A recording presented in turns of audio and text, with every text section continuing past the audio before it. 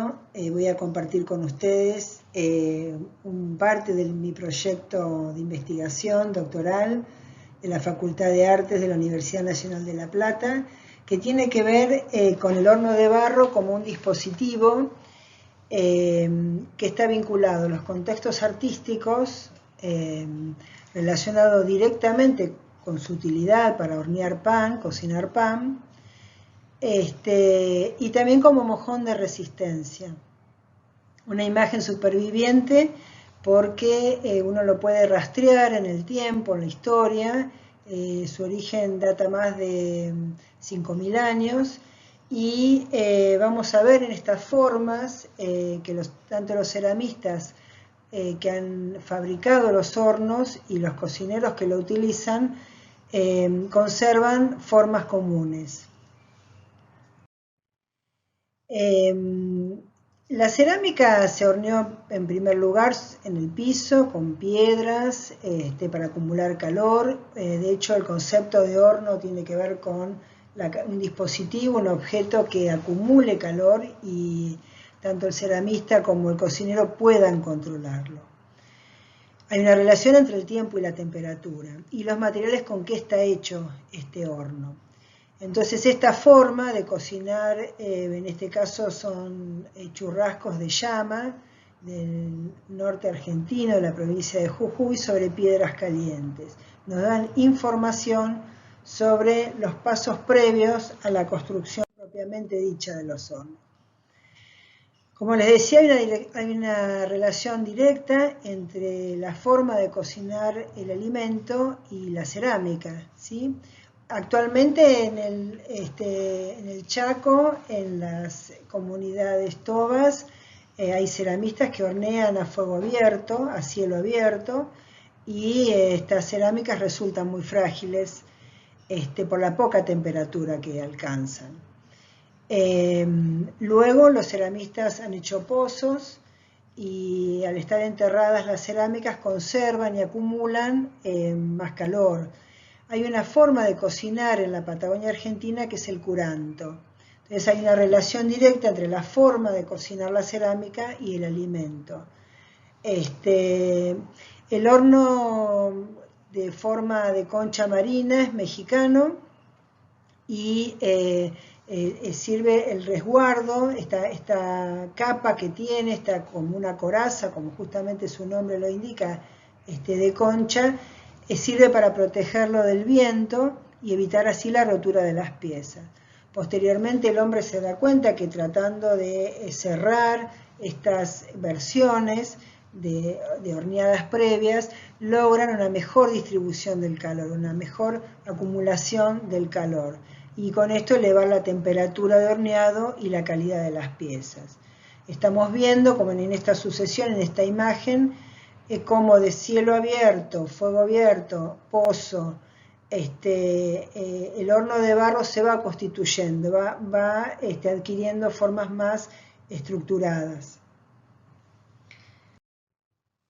Víctor Gripo en 1972 construye un horno de barro en la Plaza Roberto Ar, como una forma de resistencia al modelo contemplativo. Es un ejemplo concreto de arte conceptual y bueno, la idea era construir el horno junto a el artista Gamarra y el albañil Rossi.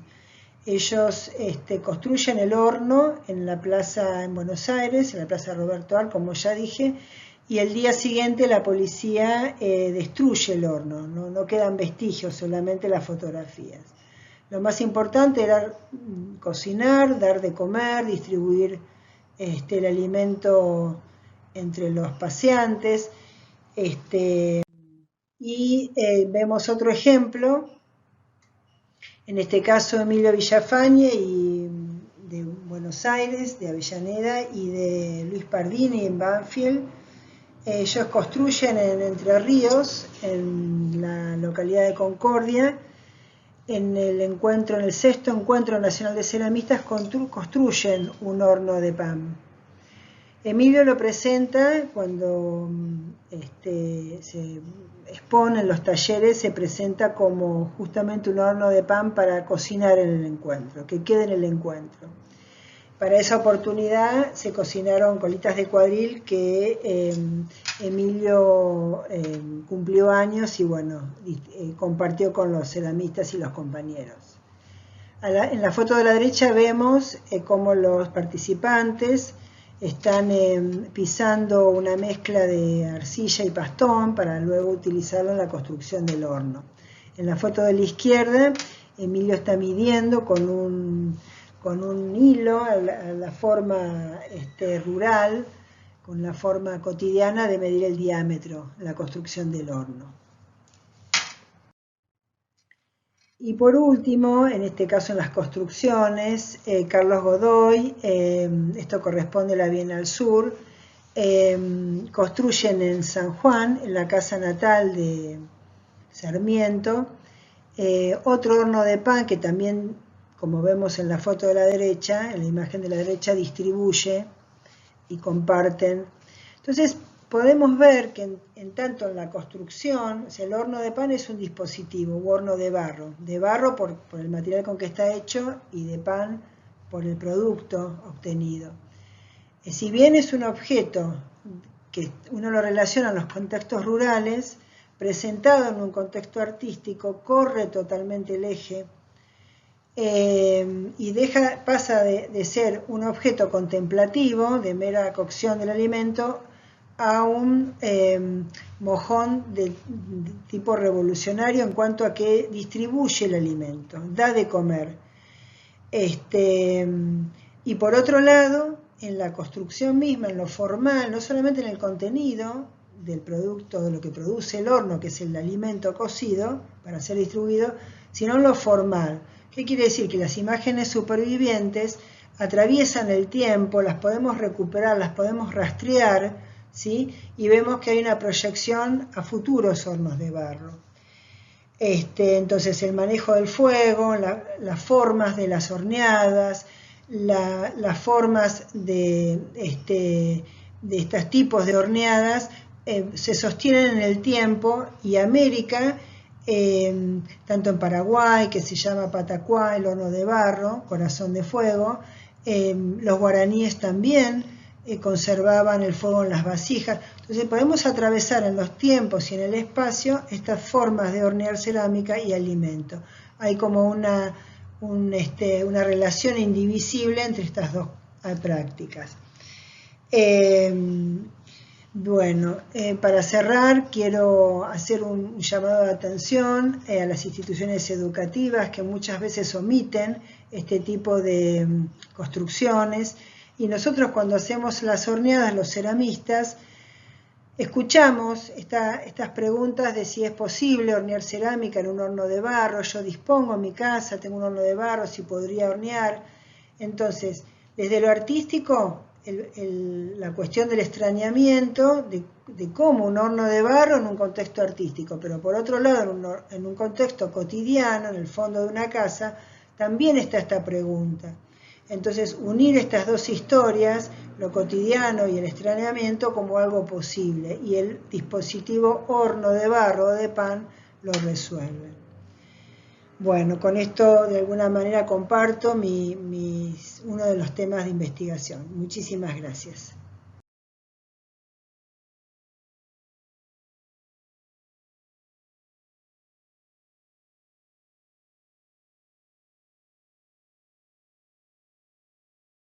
Buenos días, mi nombre es María de los Ángeles de Rueda, soy profesora, docente investigadora en la Facultad de Artes de la Universidad Nacional de La Plata. Dirijo el proyecto Modernidades Artísticas y Giro Decolonial en el programa de incentivos. Y en este caso participo de esta actividad con la propuesta de el análisis de una obra de Miguel Ángel D'Arienzo. Este año vengo trabajando sobre algunas de sus pinturas en este cuarto encuentro del ciclo América Herida, Diálogos, Debates y Producciones en la Descolonialidad, y el primer simposio internacional, Artes y Descolonialidades, diálogos, producciones y debates. Bueno, llamé a mi trabajo Ocultamientos, Desvelos y Derivas de la metáfora descolonial, un poco un juego de palabras, en la obra titulada, una pintura titulada De India a Vedette de Miguel Ángel Darías.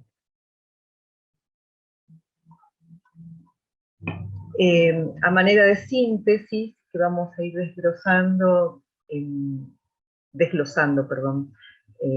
las imágenes que compuse como corpus, nos referimos a ocultamientos, sin duda, porque vamos a ver una operación de yuxtaposición, y en ese ocultamiento aparece el mapa de la República Argentina, los desvelos, como justamente desvelar, desnudar, el pasaje o la mutación de la figura femenina, que evidentemente tiene que ver con el devenir de la República, de una figura de India, ¿no? De lo que fueron los grupos, los pueblos originarios, como grupos fundantes en el territorio sudamericano y argentino en particular, a la figura de la vedette, que tiene que ver con, bueno, un tránsito, eh, sin duda, de una iconografía crítica que se genera en las artes en Argentina, desde el teatro, desde la música popular, desde la pintura, que sigue un poco el ritmo de las bataclanas, de las milonguitas en el tango, eh, a, bueno, la vedette como figura del espectáculo vinculado a aspectos positivos y negativos. Y las derivas, sin duda, a partir de esta juxtaposición que realiza D'Arienzo, derivas que tienen que ver con toda esta acumulación de significaciones críticas, humorísticas, grotescas, irónicas, en una juxtaposición que tiene que ver con, evidentemente, el concepto que vengo trabajando de Silvia Rivera Kusikowski. Las derivas temporales y espaciales, porque tiene que ver con esta explosión por fuera de una mirada eurocéntrica, más bien desde las modernidades sudamericanas, que son paralelas, que son asimétricas respecto de los procesos estéticos eh, que se generaron en Europa primero, y luego en América del Norte y a nivel internacional, el desarrollo del siglo XX y del siglo XXI genera una revisión de esas modernidades y un estallido de las temporalidades y las espacialidades, ¿no? Ya sea por alusión, analogía o contrastes, estas configuraciones iconográficas del mapa y de la mujer o de lo femenino, ¿no? Pensamos, sin duda, que la poética del artista se inscribe en la idea del palimpsesto, ¿no? De estos juegos intertextuales e intermediales que en algún momento también hemos trabajado en artículos anteriores con otras figuraciones críticas del arte argentino. Y a esto incorporamos, dentro del marco del proyecto donde revisamos algunas categorías vinculadas a la descolonialidad, el concepto dentro de la sociología de la imagen de Silvia Rivera Kusikowski de la idea de juxtaposición o chejeo, ¿no? En la medida en que coexisten dos universos visuales diferentes, pero que se colisionan en la juxtaposición y generan bien contradicciones, bien estas analogías o asimilaciones de diferentes procedencias, pero que marcan, digamos, un imaginario del territorio americano, ¿no? También utilizamos referencias propias, que eso luego se va a leer en el artículo extenso, sobre el concepto de lo grotesco, y también hemos incorporado el concepto de atlas visual, diferente, diverso, que elabora Graciela Esperanza, ¿no? Donde ella, citando a García Canclini, señala: es en la potencia irreductible de la imaginación artística que puede cifrar en sus formas metáforas del presente y anticipaciones del futuro. También pensamos en metáforas del pasado o de una historia de ocultamientos y desvelos en el arte argentino, ¿no? Así como Néstor Canclini habla de una estética de la inminencia, Graciela Esperanza habla de promover el disenso frente al consenso generalizado, formular preguntas impertinentes y atisbar configuraciones todavía inaccesibles a otros lenguajes. Entonces, ese disenso frente al consenso generalizado tiene que ver con esta operación de yuxtaposición objetiva. La pintura que hacemos referencia es esta de India Vedette, una técnica mixta sobre papel, perteneciente a una colección particular, y que formó parte en su momento de una serie de muestras vinculadas a mapas intervenidos, ¿no? Presentados en cielo, pampa, río y la metáfora argentina. Y entonces es bien interesante porque vemos el fondo, el mapa característico, que todos hemos manipulado en el ámbito educativo, ¿no? En la enseñanza, siendo estudiantes en la primaria, y ese trazo particular de Miguel Ángel D'Arienzo, vinculado a esta figuración narrativa, esta figuración crítica o postfiguración, donde también se articula estos rasgos, estos motivos de la BD, ¿no? Los afiches correspondientes a esta de India Vedette y lo que tenemos a la derecha, dentro otros afiches vinculados a estos mapas metafóricos, como intervenciones gráficas y conceptuales, con metáforas históricas, políticas y humorísticas, que las realiza en planchas originales, representando o partiendo del mapa geográfico del profesor Ganles, publicados en la década de 60. Estos mapas se metamorfosearon y fue incorporando diversas iconografías, trenes, naves de inmigrantes, gauchos federales, eh, pueblos originarios, las zonas, las meninas virreinales, los toros ibéricos, el ángel arcaucero, entre otros motivos que tienen que ver con esta gran juxtaposición de identidades que forman parte del imaginario territorial argentino. Acá vemos otros ejemplos de estas intervenciones y además el mapa, o uno de los mapas de físico-político que se generan en estos años 60. La Argentina Vedette, donde aparece esta remisión a la geograficidad, pero fundamentalmente a una condensación iconográfica crítica, y esto de las derivas yo lo vinculo también a otros artistas que trabajan o que han trabajado dentro del mapa, de la intervención del mapa, como una manera de señalar, bueno, todas las interrupciones vinculadas al poder económico, político, a la geopolítica, de los procesos descolonizantes y colonizantes. Entonces me remitió en esta deriva a las deformaciones, deformaciones 1, 3 y 4 de Horacio Zavala, que las realiza en 1974, viendo un poco el punto de crisis, ¿no? Señalado a la siempre irrupción de fuerzas en disputa por el territorio argentino, por las identidades argentinas y por la búsqueda de plantear una interpelación crítica frente a los procesos colonizantes, ¿no? En este caso, las cartografías de Horacio Zavala, de Sudamérica, Argentina, Buenos Aires, es manipulada para mostrar sintéticamente cómo estos territorios han sido y aún son objeto de fragmentación, de avasallamiento, de desfiguración, de violencia ejercida sobre su integridad.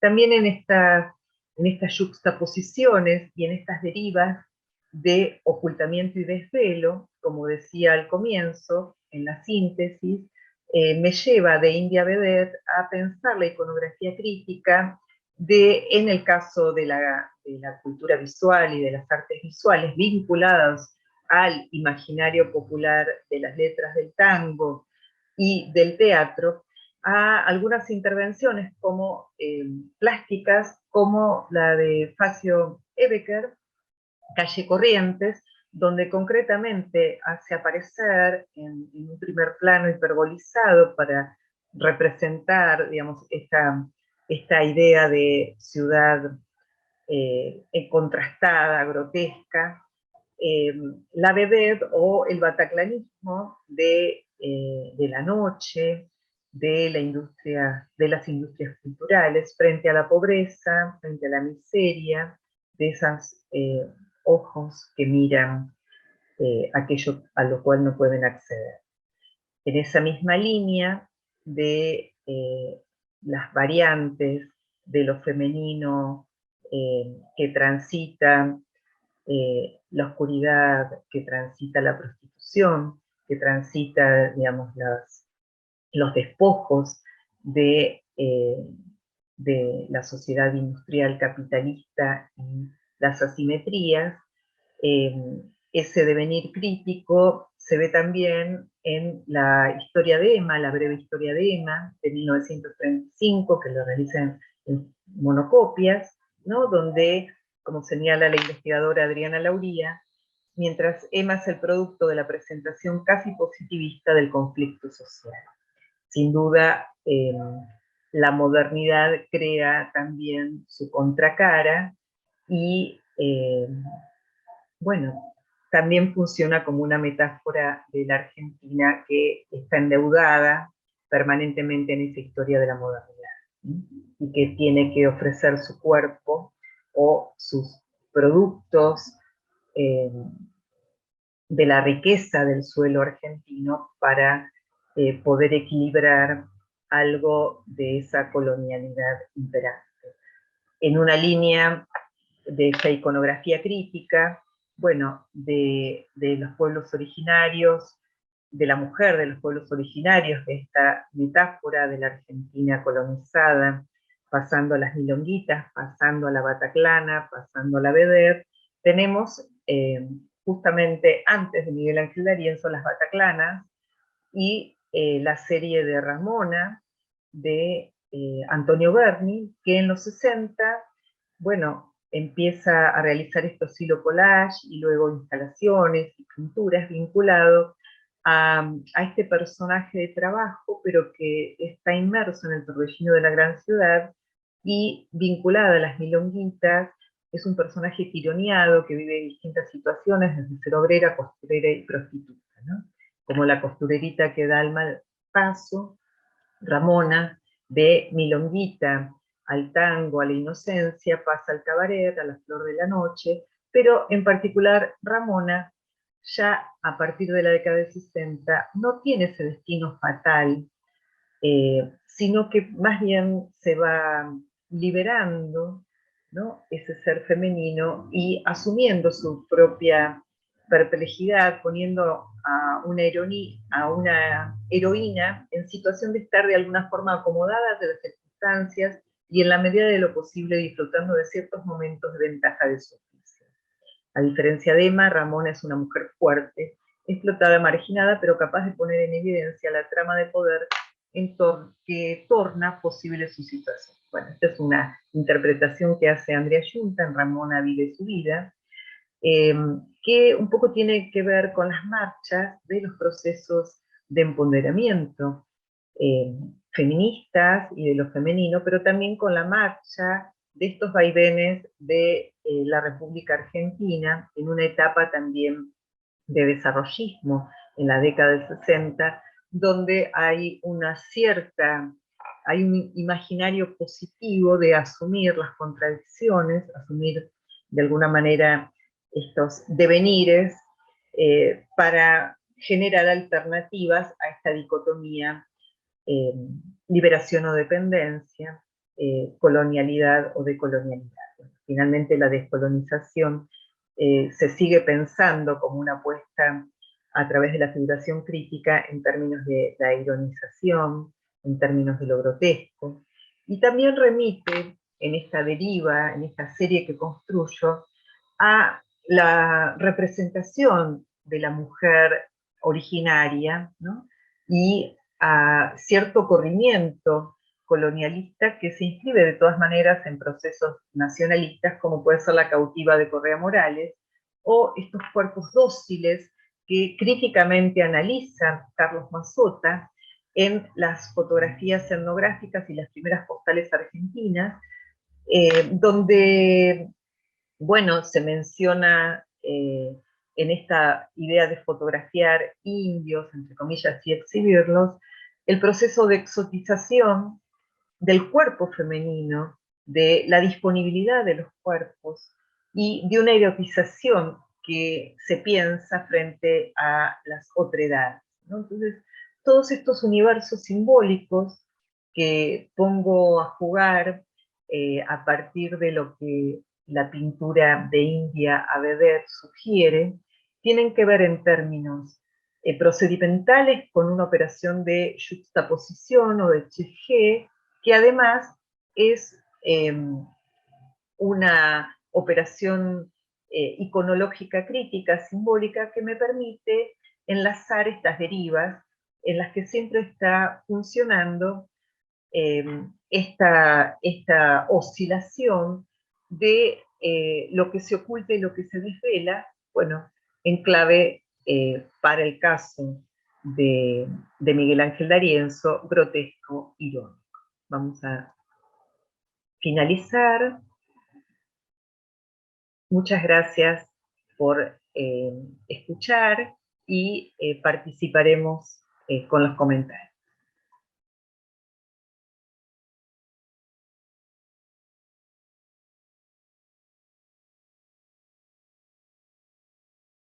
Estamos presentando un trabajo que hicimos para estas jornadas.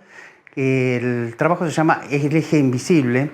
Este trabajo se acopla con nuestra idea de pensar la gráfica contemporánea, a través de los recursos que se proponen en estado de contemporaneidad. Pero no solamente presentamos este recurso, sino que también vinculamos a esta con los modos de producción de la gráfica, que elabora sus propios contenidos. Como en un cuadro se hace pintura, en los procesos gráficos elaboramos distintas formas de acceder a este medio. Unos de ellos son libros de artistas, poesía visual, arte correo, y en nuestro caso estamos enfatizando la producción de cuestiones editoriales. Nos orientamos a la producción editorial en forma de pensamiento relacionado con el arte. Para ello tomamos como base un desarrollo teórico que se instaló dentro de la producción de nuestra investigación, al cual llamamos la obra. Este trabajo fue propuesto por Mazzarini Galarza Chiodini, y en el cual busca transitar las obras que sucedieron en otro periodo de pensamiento dentro de esta ciudad, dentro de este contexto, en una visión moderna y, como dicen ellas, transitando o caminando paralelamente o en conjunto a las obras que nos anteceden. En el caso de este trabajo, que se llama, esta obra llamada La Obra, propone desarrollar vinculaciones con los desarrollos de Edgardo Vigo. El desarrollo de Vigo se establece a través de dos sistemas de editoriales, de ediciones que nosotros pretendemos vincular, en el cual está Diagonal Cero y Hexágono 71. A partir de estos dos desarrollos, nosotros vemos la forma de vincular este sistema de producción que se da en este contexto, este sistema de producción que produce contactos con lo que es la plástica a través, y en este caso nos unimos, de sistemas de unión, de trabajo conjunto, de sistemas de gestión, de formas de producción que van interpelando en la obra, con el hecho de contactarse con personas, con gente, con formas de producir estos sistemas de producción. Un sistema de producción de obra que hemos trabajado, lo hemos titulado La Coneja. La Coneja viene del nombre Contrahegemonía Artística y buscamos con ello desentrañar nuevos mecanismos de producción. Ese marco de producción es lo que nos habilita a implementar sistemas editoriales, libros. Las líneas de trabajo es el libro de artista, que es lo que inicialmente se produjo, y la otra que son desobras. Desobras son archivos puestos a la luz dentro del marco de los PDF editados por la editorial esta que estoy mencionando. Quiero contarles un poco sobre Se Imprime, que es la editorial que forma parte de la cátedra de Se Imprime, con el mismo nombre, Taller Complementario de Grabado. Cuando apareció el confinamiento y el aislamiento en pandemia, quisimos ver qué podíamos hacer, qué acciones o estrategias podíamos implementar para poder materializar de alguna manera todo eso que nos estaba atravesando, y lo vimos precisamente a generar una editorial que materialice estas publicaciones como una oportunidad claramente de desarrollar vínculos que tengan que ver con lo colectivo y con lo afectivo. Entonces apareció Se Imprime con sus publicaciones. Estas publicaciones reúnen y ponen en común trabajos y propuestas de los docentes y de los estudiantes de la cátedra. Se genera un poco como manera de atravesar los conceptos que tenemos que ir abordando en la cursada, pero también como una posibilidad de vinculación y de exceder claramente, porque es un poco la visión que tiene la cátedra, las paredes del aula, que en este caso eran virtuales, o exceder los cuadraditos del Zoom, y trasladarlo a una publicación. Por un lado se materializa en lo físico, en un papel, en una edición en papel, y por el otro lado de manera virtual, con posibilidad de descarga de manera gratuita. Para nosotros como productores y como docentes fue muy importante, es muy importante este trabajo, porque nos permite abrir las propuestas pedagógicas de manera creativa y de esta manera también entusiasmar y llevar a los estudiantes más allá, a que piensen sus propuestas con la posibilidad de que eso tenga una expansión y una apertura diferente. Con mis compañeros estamos presentando nuestra investigación sobre editoriales que tiene como eje el trabajo en el arte, una editorial o varias editoriales que trabajan en formato artístico. Tenemos la editorial La Coneja, la editorial de Se Imprime, y de alguna forma se articula en Ilusión Gráfica, que es mi taller de artes gráficas, con la editorial Se Imprime Edita. Acá lo que hacemos son libros artísticos que mayormente están pensados en formato manual para ser impresos con los dispositivos y las herramientas que hay en el taller. Y también este trabajo lo articulamos con propuestas de poesía visual y con trabajos de los estudiantes de la cátedra del taller complementario de grabado y arte impreso Se Imprime, donde buscamos que las producciones excedan el mero ejercicio como para insertarse en un campo real. El campo editorial permite múltiples acercamientos, ya sea desde el fanzine, postales, editables, libros de artista, y algunos de esos formatos pueden resolverse en este taller y se editan bajo el sello Edita Ilusión. Tenemos algunas publicaciones que son físicas y tenemos otras publicaciones que son de índole digital. Este trabajo está subido al repositorio de la universidad, al CEDICI, y también forma parte de la biblioteca flotante. En este sitio, que es una página que está en internet, bibliotecaflotante.org, existe un catálogo de publicaciones de libros de artista que se pueden descargar en formato PDF de forma gratuita, y también está libre para aquellos que quieran participar, que puedan enviar sus trabajos. El lugar condensa publicaciones, experiencias, ediciones y se propone como un espacio de intercambio, de encuentro, de producción y de búsqueda de sentido a partir de la palabra, la imagen y el sello editorial. Hay conceptos que reflejan mucho estas prácticas, estas diversas formas de la práctica de la gráfica, que podríamos traerlos y entenderlos como una manera orgánica que va atravesando en general todas las prácticas estas de las que fuimos conversando. Posicionamiento, acción, circulación, publicación, son formas y conceptos que podrían aparecer de manera indistinta, con un orden aleatorio, porque siempre uno va llevando al otro y se genera un círculo que, casi como en loop, que va atravesando a todos y va generando este orden aleatorio porque van llevando desde esa acción a formas de retroalimentación.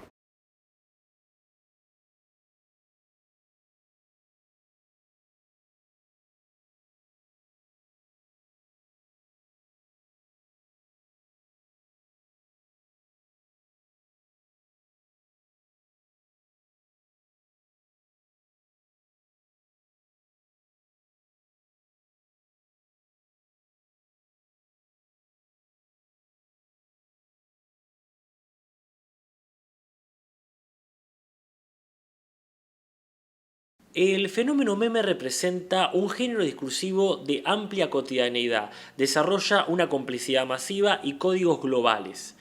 Estos elementos de las redes sociales implican una constante reapropiación de contenido cultural de consumo popular, por lo que, entre otros casos representativos por su magnitud, analizaremos la serie Dragon Ball, televisada a fines del siglo XX y vigente en el siglo XXI. El meme es generalmente una composición tripartita. Una referencia a un contenido preexistente, una imagen y un anclaje verbal. La referencia puede ser apenas aludida en la imagen o en el texto, elemento no siempre incluido. Tomamos los memes sobre dicho anime desde una perspectiva decolonial, señalando su importancia en la unificación regional y sumando una respuesta a la inabarcable pregunta de Enrique Dussel: ¿quiénes somos culturalmente? La unificación del territorio latinoamericano ha conocido vinculaciones forzosas y violentas, principalmente la imposición idiomática y religiosa durante la invasión española. Pero encontramos hoy una contraparte gracias al funcionamiento heterárquico de Internet. Siguiendo a Minsky, González define heterarquía como una síntesis entre orden jerárquico y caos anárquico, o como una estructura flexible que posibilita la emergencia de nuevos órdenes creativos o caos ordenados.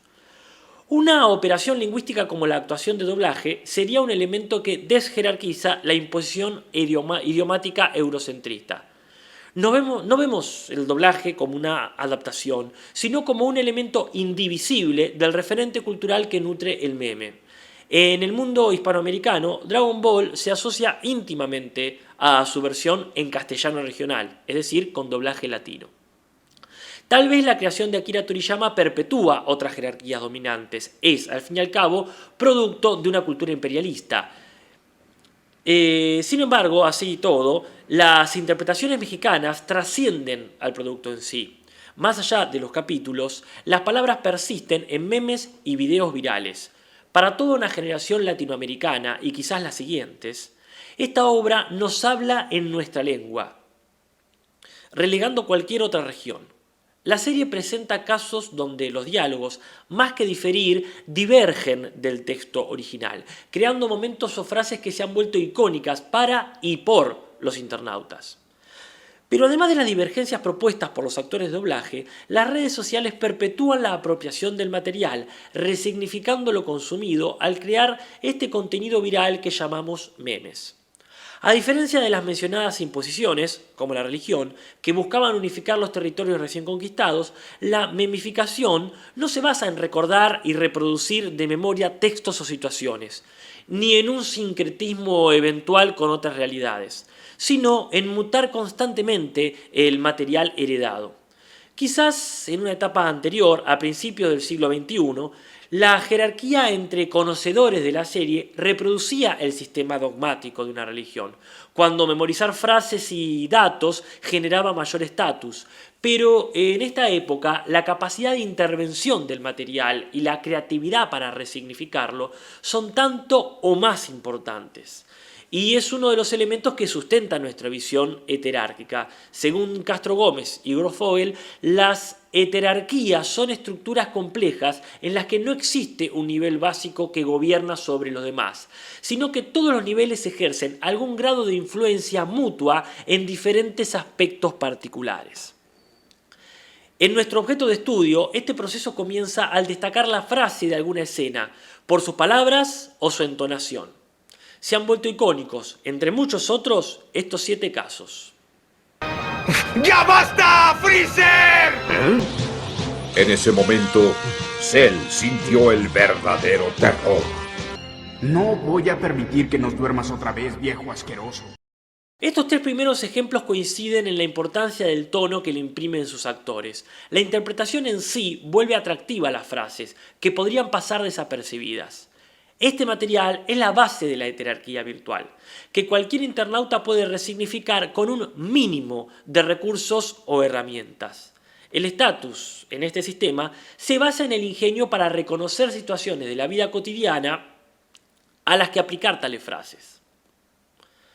Estos ejemplos son altamente incluyentes a cualquier usuario de las redes, ya que funcionan en varios niveles. Se aprecia tanto si se conoce el producto cultural original, es decir, la serie, más aún si se consumió en nuestra versión con doblaje latino, y con mucho mayor profundidad si se ha experimentado la situación social aludida. Un cuarto nivel de complicidad se genera cuando un meme se vuelve la base de otro meme, independizándose de la referencia cultural original. Pero destacamos el rol del doblaje como código unificador de toda nuestra región hispanohablante, que permite, como veremos más adelante, todavía más niveles de intervención. Los siguientes casos han trascendido por los cambios sobre el original, con la intención de causar gracia por autorreferencias al doblaje mismo o a los coloquialismos regionales. Solo son unos insectos. ¡Ay, no solo me robó las células, también mis diálogos! ¿Te digo la verdad o seguimos siendo amigos? En estos casos, el código es considerablemente unidireccional, ya que las posibilidades de resignificación son menores. Estas frases de intención muy direccionada suelen ser útiles en las redes como respuestas o comentarios predeterminados entre internautas. Pero también la voz misma de los actores se vuelve icónica. Entonces, no cualquier internauta puede generar un contenido al respecto. La operatoria ya no es solo la edición de imagen o de texto, que suele ser muy simple, sino la imitación de esas voces en particular. ¿Puedo saber a qué viniste a mi salón? Venimos por sillas para segundo B. Aquí se presentan frases que no existen en la serie animada, pero cumplen con la consigna de las 3 partes de un meme: la imagen, el texto y la referencia cultural, más el tipo particular de meme que alude a una situación cotidiana. Es, además, doblemente regional, por las voces implicadas y por la experiencia tan común en nuestras escolaridades a lo largo de todo el continente. En este caso, la heterarquía web marca una desigualdad. Recrear voces con frases nuevas requiere cierta habilidad especial, pero también es cierto que el contenido resultante puede ser automáticamente reutilizado por internautas que lo intervengan. Venimos por sillas para segundo B. Ahora bien, la supuesta equidad heterárquica implica ciertos aspectos negativos. El acceso irrestricto al material y su difusión, más un relativo anonimato, permite que ganen espacio los prejuicios reaccionarios y conservadores que el siglo XXI va superando. Así, casos nefastos como el siguiente reflejan la violencia de género, gordofobia y machismos aún arraigados en nuestra sociedad. ¡A tu casa, gorda puta! Insistimos con la gravedad de este contenido ofensivo, del que automáticamente tuvo que desligarse el actor de voz imitado, René García. Pero es significativo cómo, aún en un sistema heterárquico, surge la necesidad de buscar autoridad. Los actores de voz se vuelven árbitros imprevistos en estas cuestiones, a quienes la comunidad virtual latinoamericana acude en busca de una mediación. Una imitación puede ser efectiva, pero la voz original cobra un aura de prestigio que puede incluso revalorizar una variante. Uno de los primeros ejemplos que mencionamos cobró importancia al transformarse nuevamente. Este meme, implementado con frecuencia en contextos que fomentan el respeto y el orgullo en la diversidad sexual, también llevó a sus usuarios al punto de solicitar una suerte de aval de autenticidad al intérprete de la frase original, Genaro Vázquez, quien repetidas veces dio oportunidad de acreditar esta variante. Puede decir viejos sabrosos hasta Coahuila. Fabián, viejo sabroso, claro que te mando saludos. Hemos realizado esta selección no como hechos anecdóticos, sino como nodos en un entramado de experiencias que nos relacionan en un territorio tan diverso como el nuestro. Se hace presente en los foros, grupos y transmisiones virtuales, pero también en las aulas, eventos y ciudades físicas. Códigos que, si bien no interpelan a todas las personas de nuestra región, cuentan con millones en constante vinculación. Este universo de doblajes es quizás una de las vendas que ayuden a sanar las heridas de nuestra América.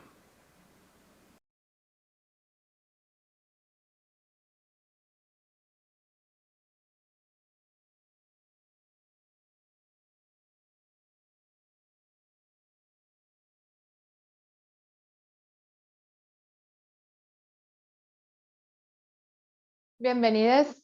Mi nombre es Mariela Alonso, soy docente e investigadora de la Facultad de Artes de la Universidad Nacional de La Plata y en esta ocasión me acompaña Mariel Ferrario. ¿Cómo estás, Mariel? Hola, ¿cómo estás? Muy bien. Bueno, hoy nos juntamos, nos reunimos para poder hablar sobre el proyecto, sobre este tema. Muy bien. Hermoso que nos convoca. ¿Querés compartir pantalla? Así les contamos de qué va nuestro trabajo. Y mientras tanto, decinos tu pertenencia institucional. ¿Dónde estás estudiando? ¿Dónde das clases? Bueno, trabajo en la Escuela República de Italia de Florencio Varela como docente y en algunas escuelas secundarias con orientación en arte. Y a su vez, estoy finalizando la especialización en lenguajes artísticos de la Facultad de La Plata. Muy bien. Y en el marco de esa especialización, hemos ido investigando, hemos tomado como objeto de estudio un taller, un espacio que vos venís desarrollando en escuelas y que en este caso vamos a estar analizando un poco desde el análisis crítico de los discursos y también con un enfoque decolonial. ¿Cómo es el taller? Bueno, el taller es el trabajo artístico digital, es un taller donde se plantean diferentes propuestas atravesadas por las tecnologías y sobre todo tenemos una mirada de reconocer y conocer, sobre todo, y tener una gran difusión sobre lo que es el arte local, latinoamericano y argentino.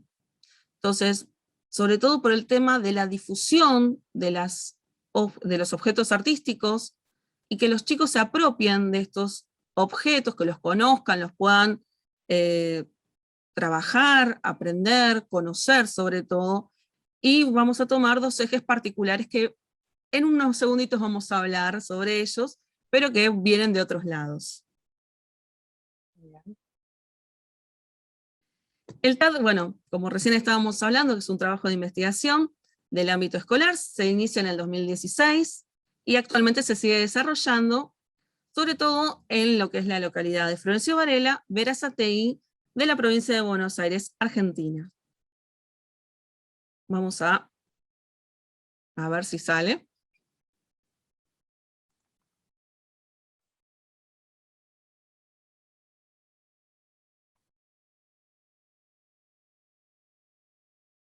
En el marco del TAD, en el marco de este taller, les chiques hacen sus propias producciones y de hecho en este videito lo que estamos compartiendo es el making of de cómo se trabaja, ¿verdad? Exactamente, de cómo fueron trabajando en sus casas, porque estuvimos atravesados una parte de este año por la cuestión de la pandemia, entonces parte de las producciones se hicieron en casa y otra parte en las escuelas.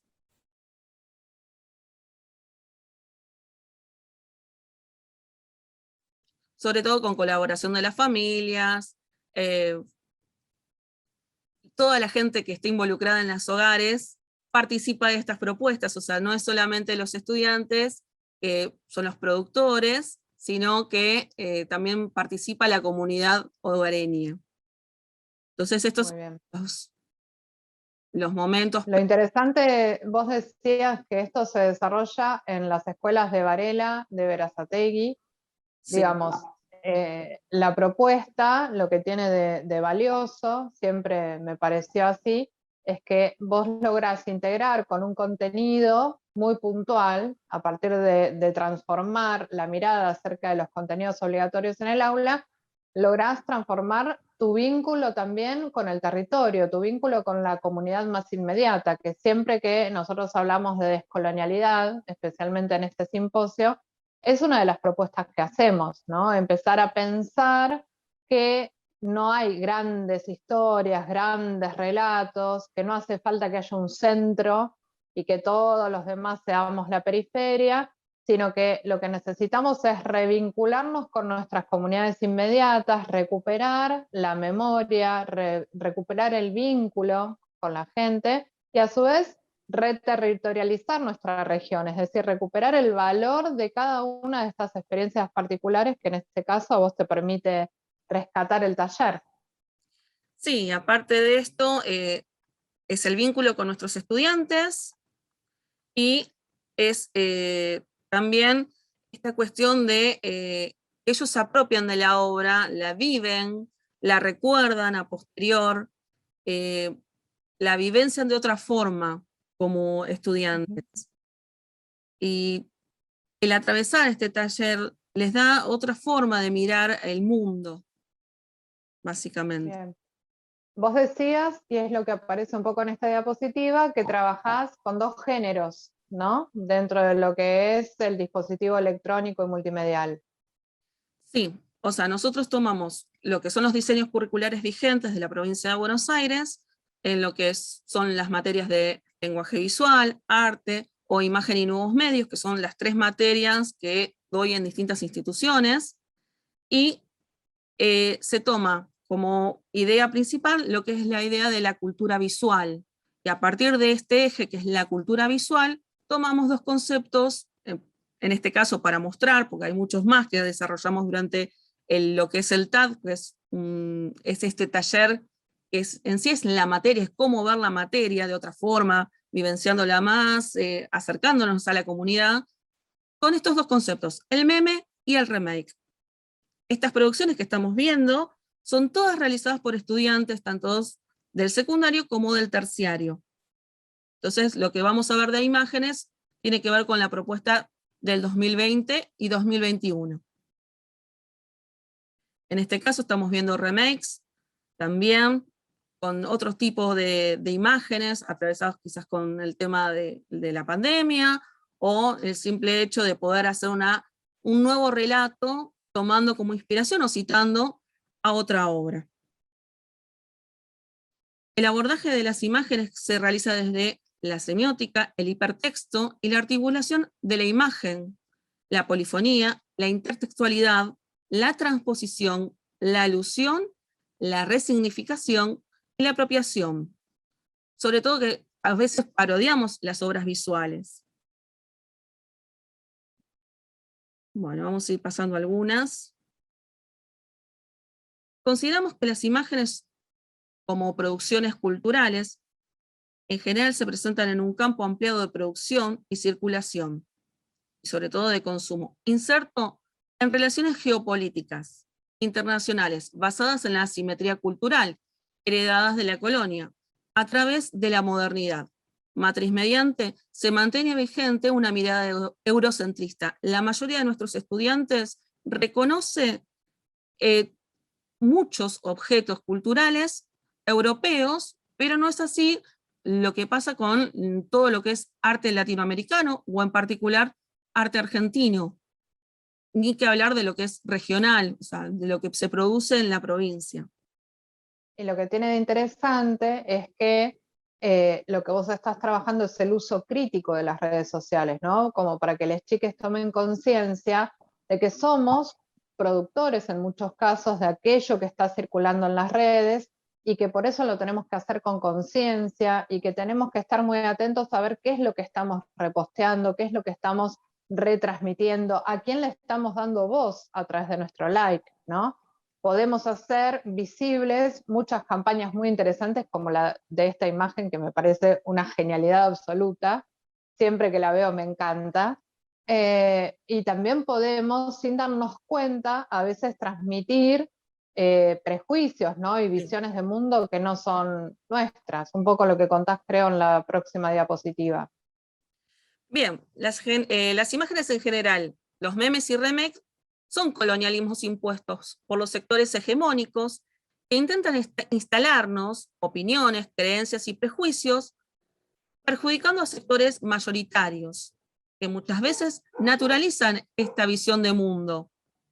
En lo que se pone en énfasis es que los estudiantes puedan conocer artefactos artísticos autóctonos, justamente regionales, y latinoamericanos a partir de los trabajos del TAD y replantear los discursos imperantes.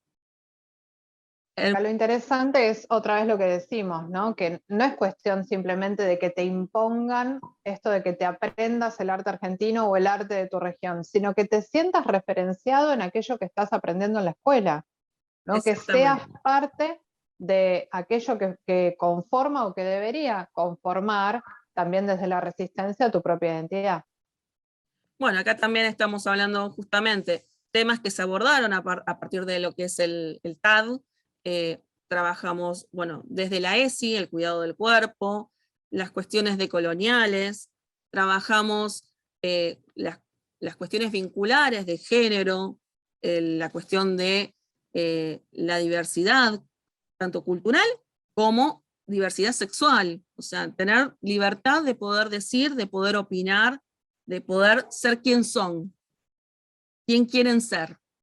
En este sentido, las imágenes tienen tintes decolonizantes, incluyendo, bueno, justamente la ESI, para tomar herramientas ya establecidas, porque los memes y los remakes no los estamos inventando, pero sí, justamente, interactuar de forma creativa, crítica, y poder generar nuevo contenido, teniendo una mirada ya decolonizante.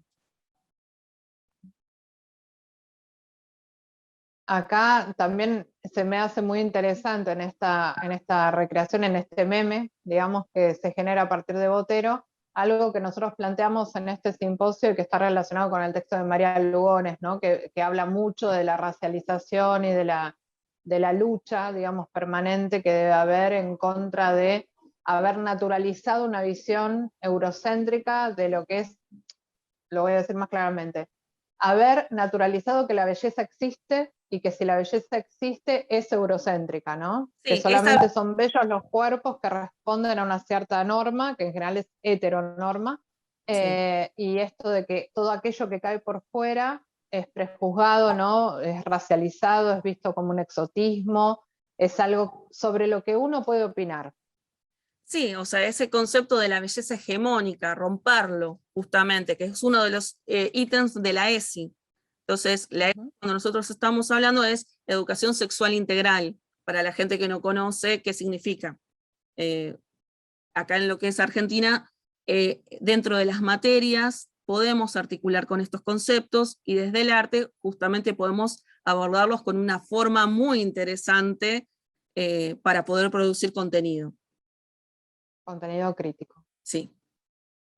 Tratamos de salir de los clichés, de los estereotipos justamente establecidos por la norma, considerando un abordaje multidisciplinar de cruces de dispositivos y medios para la creación de experiencias estéticas contemporáneas en el marco digital, diverso y promoviendo objetos creativos, mediados con la tecnología, montaje, edición y viralización, exposición e intercambio dentro de las redes sociales.